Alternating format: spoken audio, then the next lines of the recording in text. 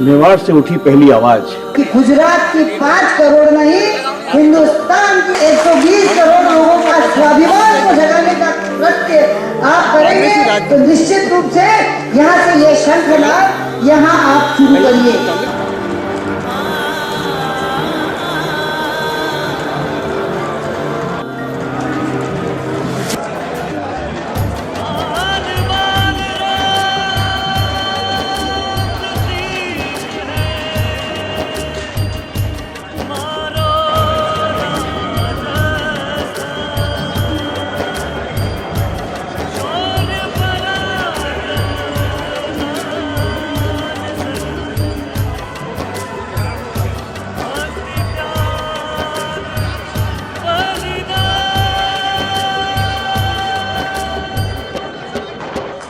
इस गीत को लिखा है श्री विनीत हलेसरा ने।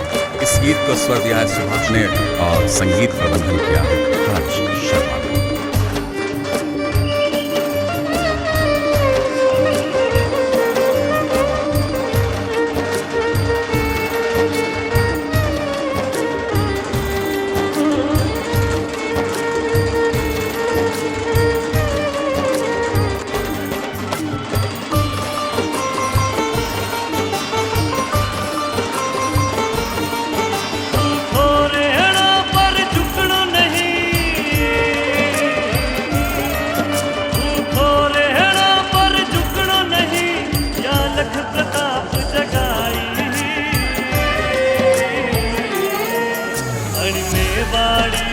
देश में पूछा रानी केश में आजादी रियाक देश में एक लिंग दीवान लगाई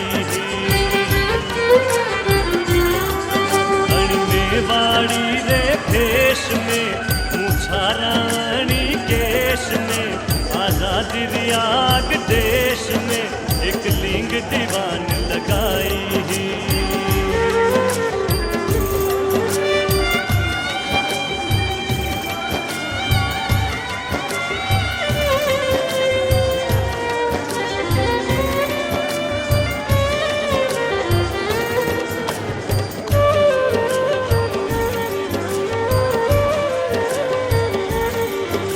प्रताप मेवाड़ में रेने प्रताप मेवाड़ में रेने अकबर ने आंख दिखाई वो छत्रपति शिवाजी हो वो भी मेवाड़ रो बेटो हो औरंगजेब रे आग लगाई वो भी मेवाड़ रो बेटो हो वो भी मेवाड़ रो बेटो हो औरंगजेब रे आग लगाई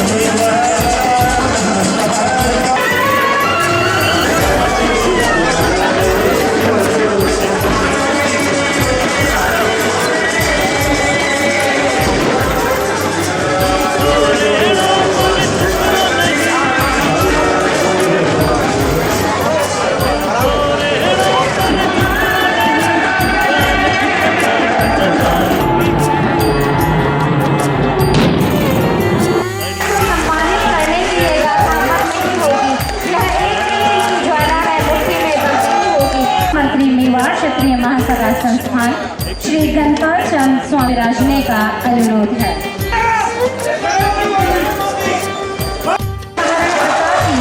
अमर यादों के साथ जाने माने लोक सेवों का वंदन अभिनंदन। मेवाड़ के इष्ट स्वामी इतिहास की सुप्रभा से यहाँ के यशस्वी महाराणाओं ने स्वाभिमानी जनता के साथ जो नहीं हो सकते।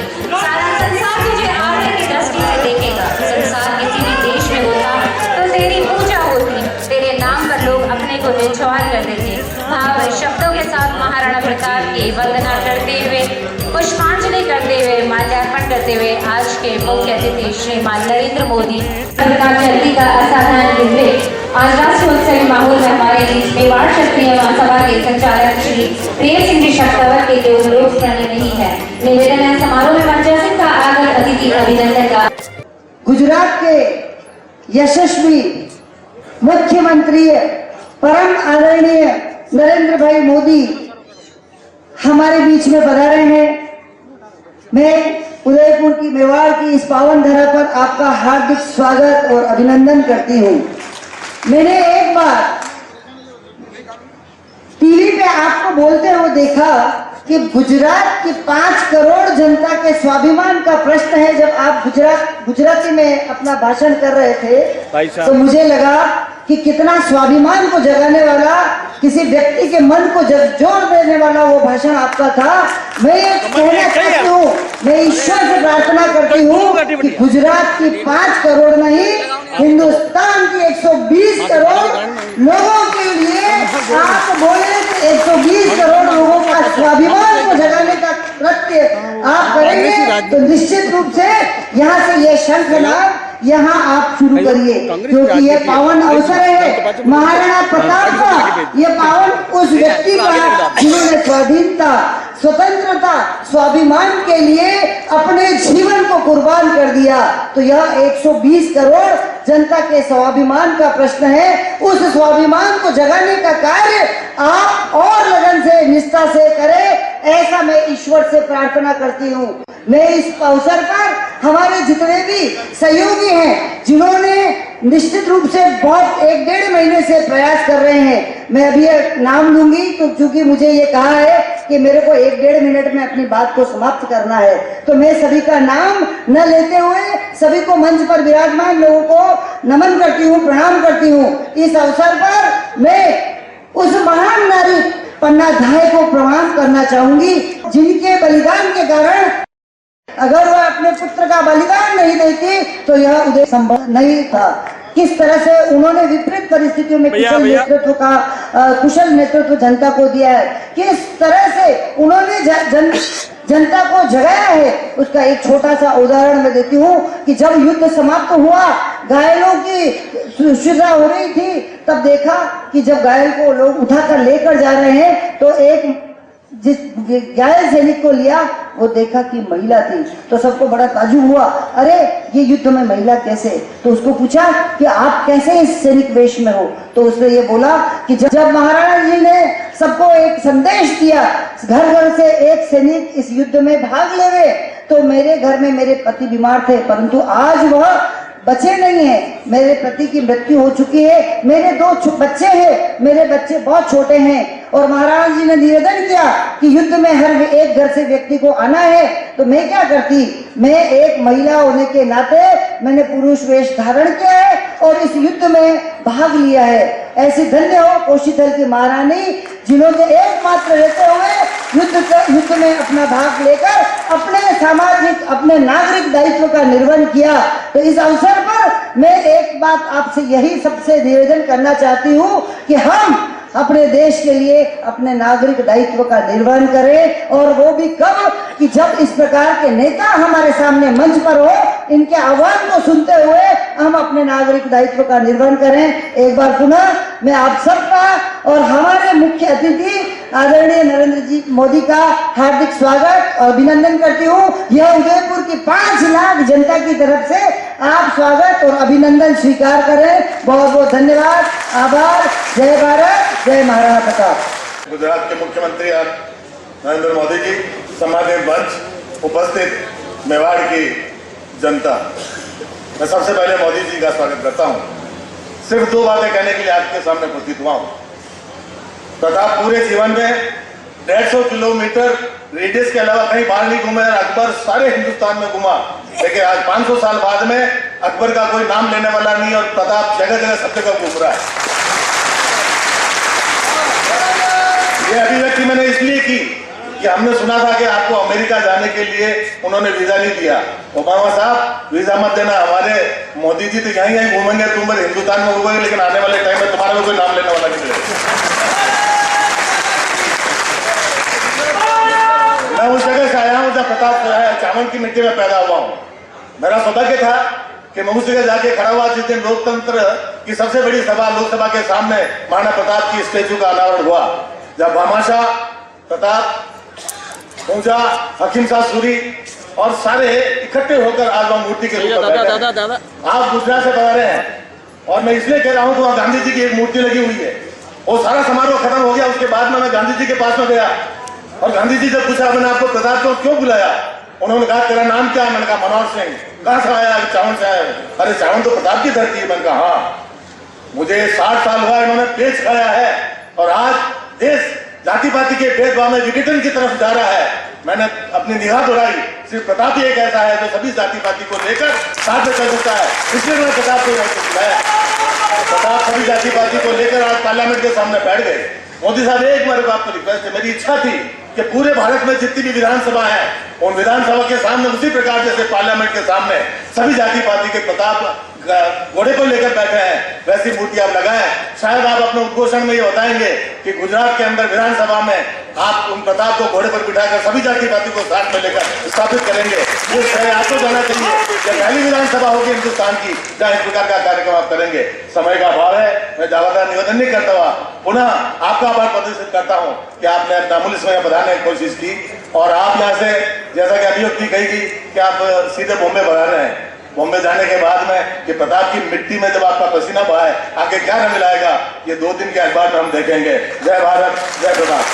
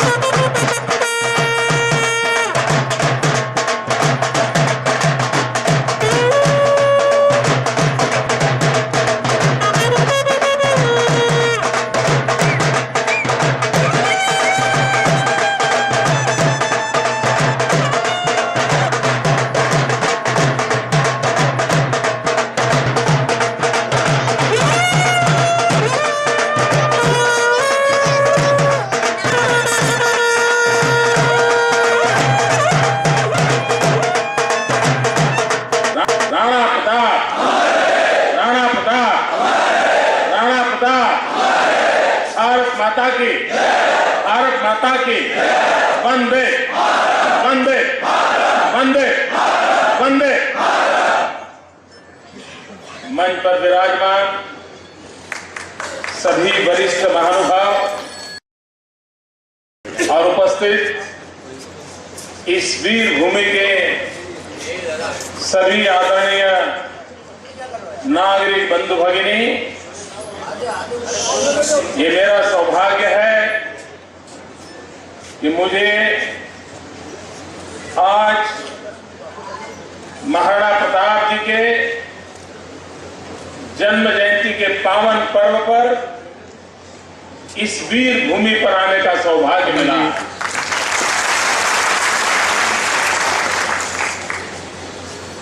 भाइयों बहनों, उदयपुर आकर के महाराणा प्रताप के संबंध में कुछ मैं बोलूं तो आपको लगेगा भाई हम तो बचपन में से इसी बातों से पले बढ़े हैं, और इसलिए मैं वो दुस्साहस नहीं करूंगा, क्योंकि उसमें वो विषय ऐसा है कि यहां बैठा हुआ हर व्यक्ति एक एक चीज को जानता है और मुझसे ज्यादा जानता है और मुझसे ज्यादा बता सकता है।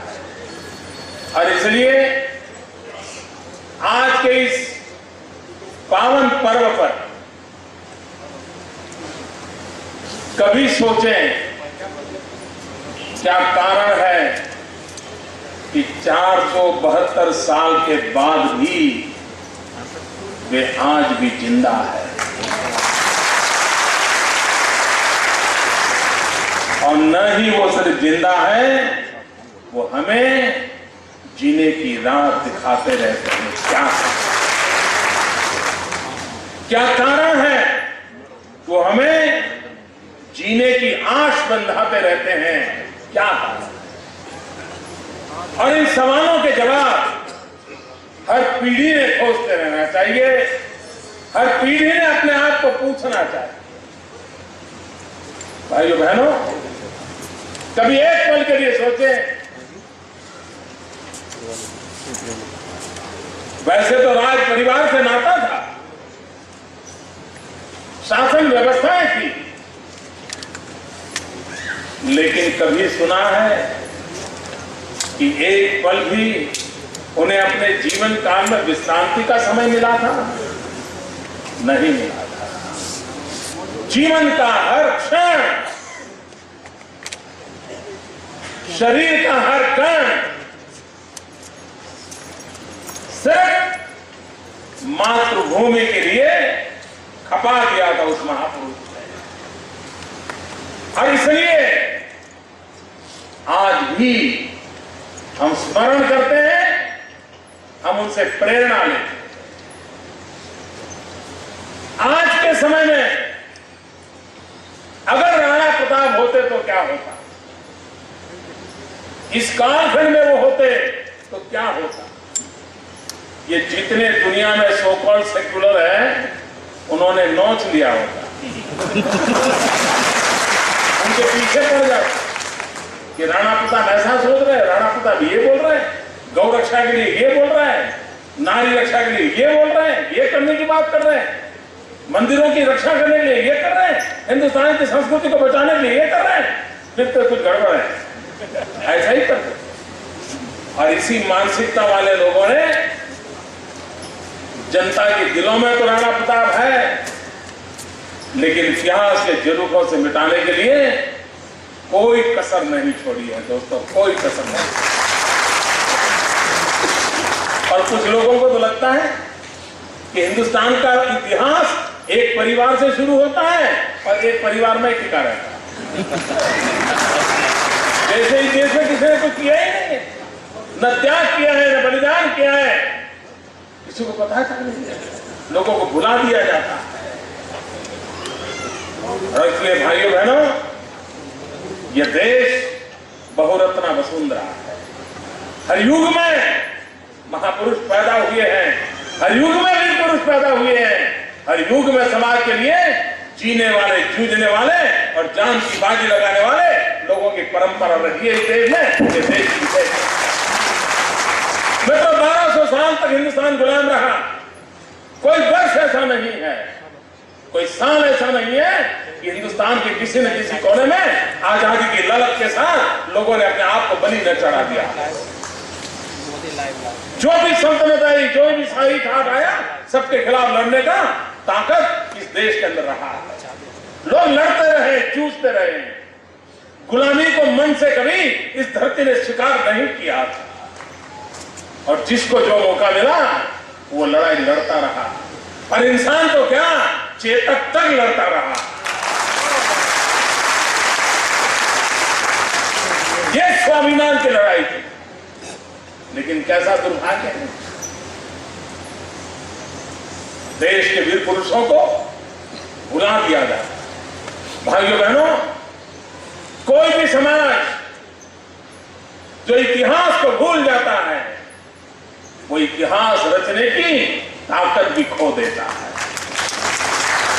इतिहास वो ही रच सकते हैं जो इतिहास से प्राण शक्ति पाते हैं। और इसलिए हमारे विराट संस्कृति, हमारे आदर्श, हमारे वीर पुरुषों की गाथाएं वो पीढ़ी दर पीढ़ी संक्रमित होने चाहिए। हर पीढ़ी को उसका पता होना चाहिए और हर पीढ़ी को उसका गर्व होना चाहिए कि परंपराएं बढ़ानी चाहिए। और उस अर्थ में मुझे आज आपके बीच आकर के वो प्रेरणा के पीयूष पीने का अवसर मिला है। मेरे जीवन को धन्यता मिली है, एक नई शक्ति मिली है।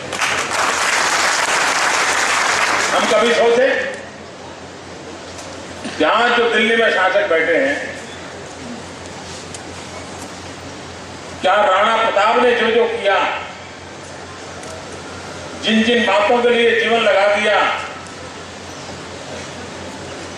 आज वहां पर इन सारी चीजों में से किसी बात के लिए चिंता है क्या? किसी बात की चिंता है? अगर ऐसा ही हाल रहा तो भाइयों बहनों, इन देश के वीर महापुरुषों के बलिदान का क्या होगा? भाइयों बहनों, महाराणा प्रताप, उनकी गाथाओं से तो हम परिचित हैं, लेकिन कैसे छोटे छोटे लोगों ने महाराणा प्रताप के जीवन के लिए अपने जीवन को आहुत करने के संकल्प किए।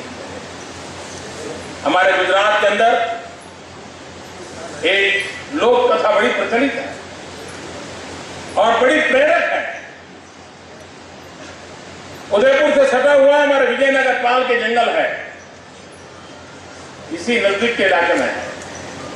और महाराणा प्रताप जब अपने पेट के खातिर उन जंगलों में गुजारा करते थे, गुजरात के विजयनगर पाल के जंगलों में घूमते थे, एक बार वो पत्थर की चट्टान पर लेटे हुए थे और इतने में एक नौजवान कपल वहां से गुजरता था, जिसको प्यास लगी थी, वो पानी की तलाश कर रहा था।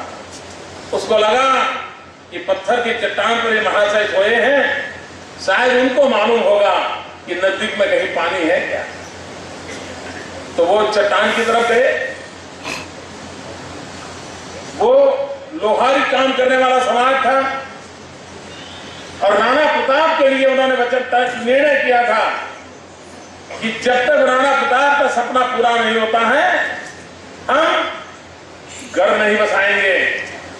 बैलगाड़ी में ही अपना सामान लेकर के आज भी गांव गांव भटकते हैं, 400 साल के बाद भी भटकते हैं। उस सपने के लिए देश की विशेषता देखिए, उसी समाज के वो दो लोग थे। उन्होंने राणा प्रताप जी से प्रार्थना की, साहब हम लोग प्रवासी हैं, नजदीक में कहीं पानी होगा, आप कोई रास्ता दिखा सकते हैं? तो महाराणा जी, उनको पता नहीं था वो किससे बात कर रहे हैं, न उन यात्री को पता था वो किससे बात कर रहे हैं। राणा प्रताप जी ने उनके सामने देखा, उन्होंने कहा कि आप दो लोग ही निकले हो? बोले हम दो लोग निकले। तो बोले आपके संतान साथ नहीं लाए हो क्या? नहीं, बोले हमें संतान नहीं है। तो महाराणा प्रताप जी को लगा कि भाई मैंने ऐसा सवाल क्यों पूछे, बेचारों को दुख हुआ होगा। तो उन्होंने अपना संकोच से कहा, अरे क्षमा कीजिए, मैंने आपको पीड़ा पहुंचा ऐसा सवाल पूछ दिया। नहीं, बोले पीड़ा पहुंचने की बात नहीं है, ये हमारे लिए गर्व की बात है कि हमारा संतान नहीं है। बोले गर्व की बात है, क्यों? तो बोले हमने प्रण लिया है, दो सामान्य लोग, लोहारी काम करने वाले परिवार के लोग, पैदल जाने वाले गरीब अवस्था के लोग, महाराणा प्रताप जैसे वीर पुरुष के सामने खड़े रह करके कहते हैं हमने प्रण लिया है कि जब तक महाराणा प्रताप मेवाड़ की धरती पर विजय ध्वज न फहराए, तब तक हम संसार सुख नहीं मनाएंगे, और इसलिए हमें बच्चे नहीं। आप कल्पना कर सकते हैं उस समय राणा प्रताप के मन को क्या हुआ होगा। क्या कभी राणा प्रताप ने भी सोचा होगा कि उनकी इस लड़ाई में कहां कहां से लोग लगे होंगे, किस किस प्रकार से लोग अपना जीवन लगाते होंगे, और तब जाकर के विजय होता है। और जब हल्दी घाटी की लड़ाई हुई, मेरे पाल चितरिया विजयनगर के आदिवासी वीर लोग वो तीर कमान लेकर के लड़ाई के मैदान में उतरे थे, उनको जो सूझता था उस प्रकार से राणा प्रताप विजयी हो, इसलिए अपने आप को बलि चढ़ाने के लिए काम में लगे। भाइयों बहनों, छोटे छोटे लोगों की जिंदगी, उसकी एक अपनी ताकत होती है, एक अहमियत, और उस अहमियत का भी हम स्मरण करते हैं, और वही तो इतिहास के अंदर नई प्राण शक्ति देती है, नई ताकत देती है। भाइयों बहनों, इन वीर पुरुषों ने अपना जीवन क्यों दिया? तिरंगे झंडे के लिए लोग फांसी के तट पर क्यों चढ़ गए थे?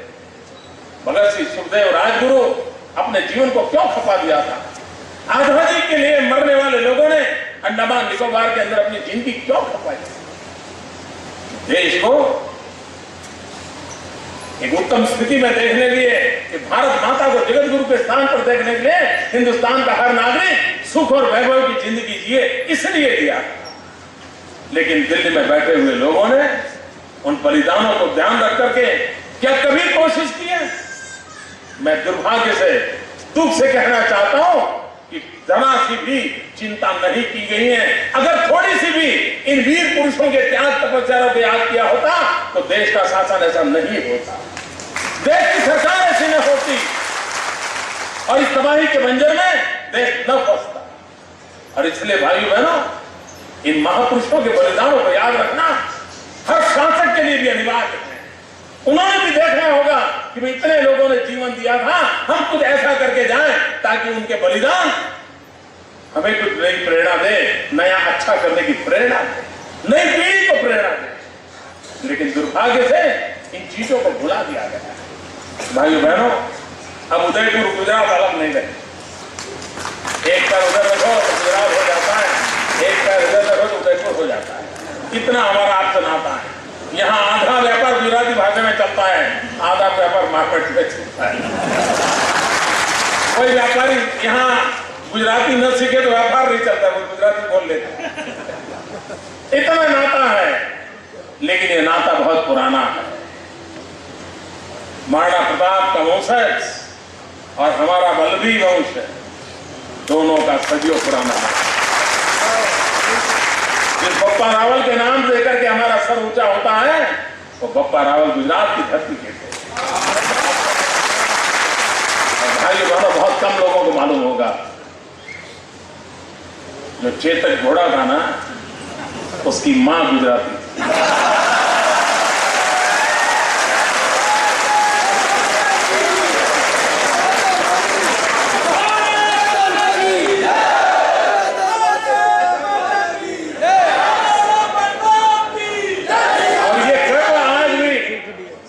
गुजरात के अंदर अश्वपालन में लगे हुए जो लोग हैं, इस बात को बड़े गर्व के साथ कहते हैं कि हम इन घोड़ों के क्षेत्र में काम कर रहे हैं। हमारी प्रेरणा वो है कि हमने चेतक किया। ये क्या, अगर एक चेतक भी 400 साढ़े 400 साल के बाद भी एक सामान्य अश्वपालक को प्रेरणा दे सकता है, तो भाइयों बहनों, इतिहास हम लोगों को कितनी बड़ी ताकत दे सकता है। इतिहास का निरंतर स्मरण होना चाहिए, इतिहास से प्रेरणा लेनी चाहिए और इतिहास के अनुकूल नए इतिहास की रचना के लिए हमने कदम उठाने चाहिए। और आज भाइयों बहनों, गुजरात विकास की नई ऊंचाइयों को पार करता चला जाए। हमारा देश ऐसा है, करीब करीब सभी राज्य पानी को लेकर के कहीं पे झगड़ा चल रहा है। एक राज्य का दूसरे राज्य के साथ पानी के कारण कहीं न कहीं तनाव, विवाद, झगड़े चल रहे हैं, कोर्ट कचहरियां चल रही है। यह आपने सुना होगा। एकमात्र अपवाद हिंदुस्तान में आजादी के बाद है, भाइयों बहनों, मैं गर्व से कहना चाहता हूं, वो गुजरात है। वरना पानी देने के लिए कोई राज्य तैयार नहीं होता, और पानी देना यानी सारा समाज उसके प्रति बड़े अहोभाव से देखता है।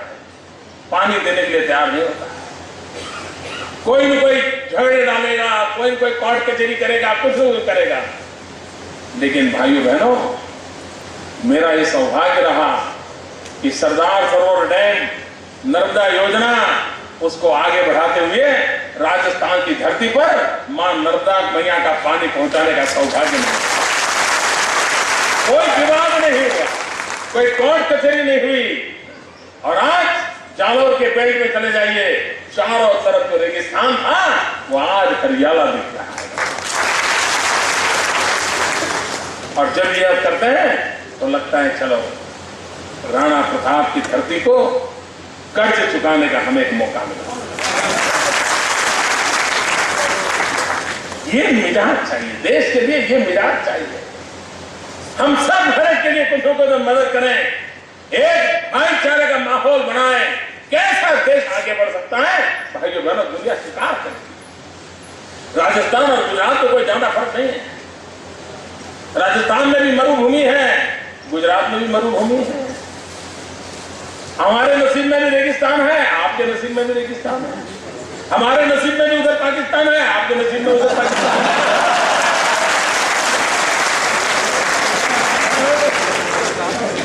उसके बावजूद भी अकाल अगर राजस्थान में होता है तो अकाल गुजरात में भी होता है।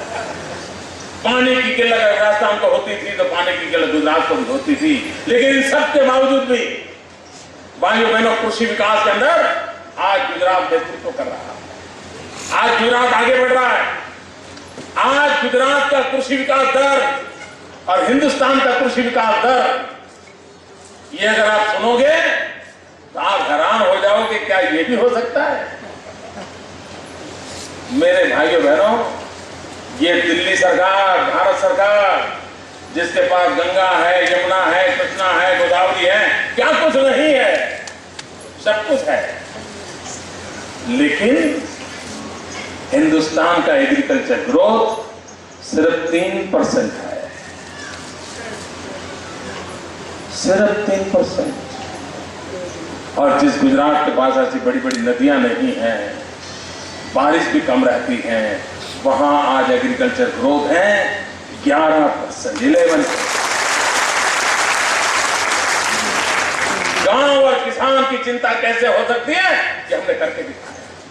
श्वेत क्रांति, दूध उत्पादन, भाइयों बहनों, गुजरात में एक दशक के अंदर 2001 से 2011 तक में हमारे दूध उत्पादन में 68% बढ़ोतरी हुई, 68%। और आज हिंदुस्तान के कोने कोने में गुजरात का दूध पहुंच रहा है। दिल्ली में भी अगर गुजरात से दूध नहीं आया तो चांद नामुमकिन है। ये हाल है जी, किया जा सकता है। और हमने श्वेत क्रांति की दूध में, अब दूसरी श्वेत क्रांति की है हमने कॉटन में। ये दूसरी श्वेत क्रांति हमारी। आज देश का सर्वाधिक कॉटन पैदा करने का काम गुजरात की धरती पर हो रहा है। और 2001 में जब हमने कार्य लिया जिम्मा, तब मेरे यहां 23 लाख गांठ कपास पैदा होता था, 23 लाख बेल्स। भाइयों बहनों, आज 10 साल के भीतर भीतर 1 करोड़ 23 लाख गांठ पैदा होती है। मित्र, सब कुछ किया जा सकता है, दुनिया बदली जा सकती है, विकास को नई ऊंचाइयों पर ले जा सकते हैं, लेकिन इरादा नेक चाहिए। अगर इरादा नेक है तो देश यही, जनता यही, सरकार यही, मुलाजिम यही, दफ्तर यही, फाइल वही, ऑफिस यही, फिर भी दुनिया बदली जाती है।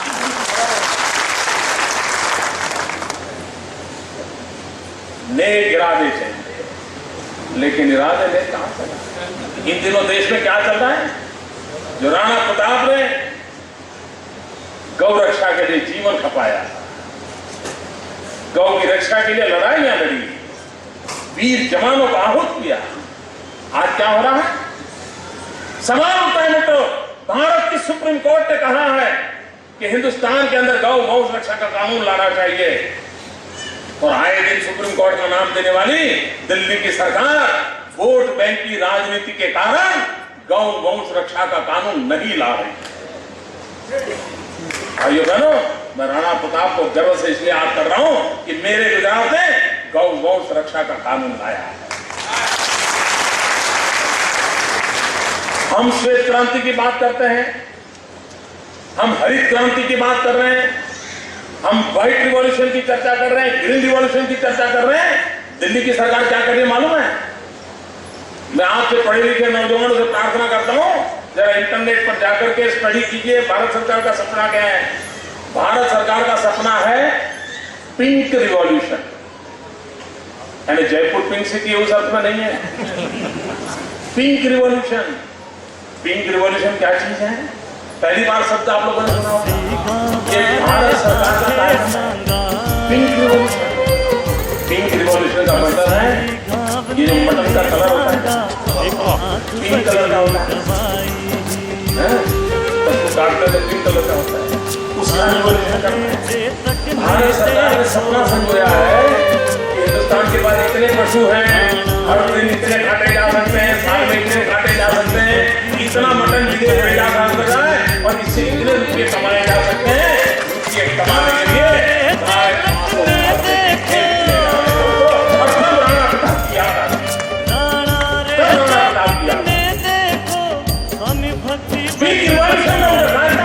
और जो इन पशुओं की कत्ल करेगा उनको भारत सरकार सब्सिडी देती है। देखिए,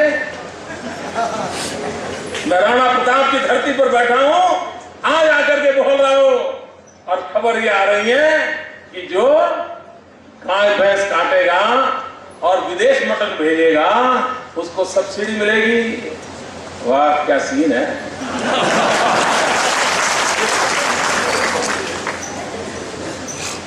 मित्रों, ये ऐसे लोग हैं, अगर कॉटन को विदेश में भेजे तो वो ड्यूटी लगाते हैं, लेकिन मटन को विदेश भेजे तो वो सब्सिडी देते हैं। और इसलिए गांव किसान की परवाह नहीं है, किन चीजों का प्रोत्साहन दिया जा रहा है, सी पोर्ट पर भेजा जा रहा है, कोई रोकने वाला नहीं। और जब मैंने गुजरात में रोकना शुरू किया तो रेलवे से भेजना शुरू किया। भाइयों बहनों, देश को ग्रीन रिवॉल्यूशन चाहिए, देश को व्हाइट रिवॉल्यूशन चाहिए, देश को ई गवर्नेंस का ई रिवॉल्यूशन चाहिए, देश को आईटी का रिवॉल्यूशन चाहिए। ये पिंक रिवॉल्यूशन ला करके हिंदुस्तान को किस दो जगह में ले जाने का खेल चल रहा है, ये चिंता का विषय है। भाइयों बहनों, आज के इस पावन पर्व पर हम संकल्प करें, हम विरासत को बटने नहीं देंगे। इस देश के लिए जीने वाला कोई भी इंसान होगा, वो किसी भी विचार का क्यों न हो, लेकिन मां भारती के लिए जीवन खपाया है, हम उसके सामने अपना सर झुकाएंगे। इस दल का था, वो दल का था, ये विचार थे, वो विचार थे, विरासत को कभी बांटा नहीं जा सकता। मित्रों, मां का दूध फटना नहीं चाहिए।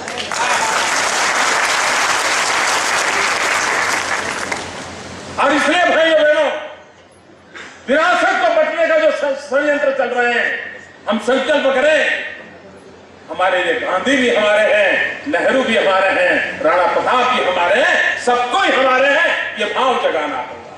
जिन लोगों ने इनको बाहर किया है, उनसे हमें जागरूक होना होगा। मैं तो हैरान हूं, वीर सावरकर के लिए क्या कुछ दिल्ली के नेता बोल रहे थे, अपनी जवानी खपा दी देश की आजादी के लिए। भाइयों बहनों, एक ऐसा काम करते हैं, हिंदुस्तान की आजादी के जंग को दो मुख्य धारा रही, एक क्रांतिकारी और एक अहिंसक आंदोलन थी। और मजा देखिए, दोनों का नेतृत्व गुजरात में था। अहिंसक आंदोलन का नेतृत्व महात्मा गांधी ने किया, सरदार पटेल ने किया, और सशस्त्र क्रांति का नेतृत्व श्यामजी कृष्ण वर्मा, मैडम कामा, सरदार सिंह राणा ने किया। तो दोनों गुजराती। और श्यामजी कृष्ण वर्मा लंदन के अंदर इंडिया हाउस बनाया था, और कर्नल वाइली के हत्या करने का काम मदन लाल धिंगरा ने करके वो शहादत हुई थी। उसी इंडिया हाउस को बनाने वाले श्यामजी कृष्ण वर्मा थे। वीर सावरकर समेत अनेक वीर पुरुषों को प्रेरणा देने का काम श्यामजी कृष्ण वर्मा ने किया था। वे श्यामजी कृष्ण वर्मा 1930 में उनका स्वर्गवास हुआ, विदेश की धरती पर हुआ, और मरते समय लिख के गए थे कि जब हिंदुस्तान आजाद हो तब मेरे अस्थि हिंदुस्तान ले जाना, और वहां की पवित्र धरती पर मैं जाऊंगा तब मुझे संतोष होगा। कैसी देशभक्ति देखिए, 1930 में लिखा था। 1947 में जब हिंदुस्तान आजाद हुआ तो 15 अगस्त को आजाद हो गया। जो भी फटाके वटाके फोड़ने थे फोड़ दिए। 16 अगस्त को पंडित नेहरू का पहला काम होना चाहिए था कि इस श्यामजी कृष्ण वर्मा की अस्थि हिंदुस्तान ले आए, लेकिन नहीं किया भाई, क्योंकि वो मानने को तैयार नहीं कि देश में किसी औरों का भी त्याग था। नहीं हुआ। आपको जानकर के हैरानी हुई, 73 साल तक श्यामजी कृष्ण वर्मा का अस्थि जिनेवा के अंदर इंतजार करते रहे कि कोई भारत मां का लाल आएगा, कभी न कभी आएगा और मेरे अस्थि आजाद हिंदुस्तान की धरती पर ले जाकर के मेरे मन को संतोष देगा। 73 साल तक किसी ने नहीं किया। भाइयों बहनों, बहुत सौभाग्य भी मुझे मिला। मैं जिनेवा गया, श्यामजी कृष्ण वर्मा के अस्थि अपने कंधे पर उठा कर, और आज कच्छ के मांडवी में मैंने वैसा इंडिया हाउस बनाया है जैसा लंदन में हमारे क्रांतिकारियों ने वैसा ही बनाया है। मैं आपसे अनुरोध करूंगा, जब कच्छ में आप यात्रा के लिए आए, जरूर मांडवी में श्याम जी कृष्ण वर्मा के उस स्मारक को देखने जाइए जिसने देश की आजादी की लड़ाई लड़ी। वीर पुरुषों को भूला नहीं जा सकते, न उनको भुलाया जाना चाहिए। यह काम गुजरात की धरती पर होता है और हम इसको और आगे बढ़ा रहे हैं वक्त के, और आगे बढ़ाने के वक्त के। और इसलिए मैंने कहा मां का दूध फटना नहीं चाहिए। ये विरासत हमारी है, विरासत को बंटना नहीं चाहिए। जिन्होंने देश के लिए छोटा मोटा जो भी किया वो सब हमारे लिए आदरणीय है। इस भाव को प्रबलता के साथ आगे बढ़ाना चाहिए। आप सबके बीच आने का मुझे अवसर मिला, मैं आपका बहुत बहुत आभारी हूं। समारोह चलता रहेगा लेकिन मुझे बीच में से जाना पड़ रहा है, आप मुझे क्षमा करें। मेरे साथ जोर से बोलेंगे महाराणा प्रताप